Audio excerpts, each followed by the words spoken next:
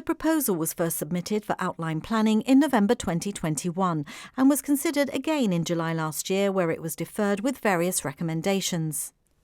One of the concerns was the height of the building. Although under the revised plans this hasn't changed, the number of residential units has been cut from 139 to 129, reducing the overall mass of the building. Although DPC members generally viewed the development as well presented and designed, there were still some strong reservations about its height of 91 metres, which is double that of Beachview Terraces and considerably taller than other buildings in the area, with the exception of Hassan Centenary Terraces, which stands at 110 metres tall. The Environmental Safety Group and the Heritage Trust highlighted that there was still no formal planning policy framework in place for the area, which was especially concerning given the other proposed tall schemes in the pipeline, such as the 30-storey St Michael's Citadel. They noted with concern that decisions were currently being taken in isolation without an overall holistic vision.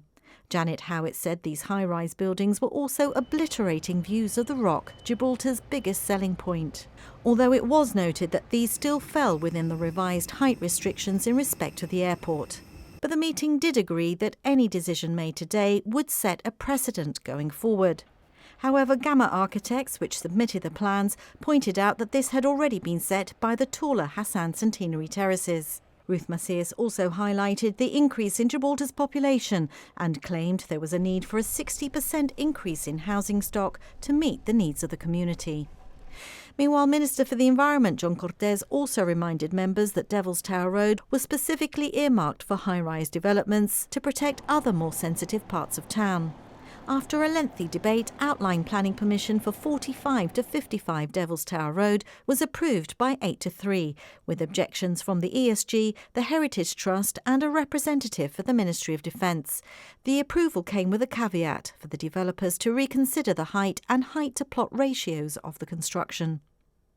After the vote, Janet Howitt of the ESG asked the town planner when the new development plan was expected to be ready.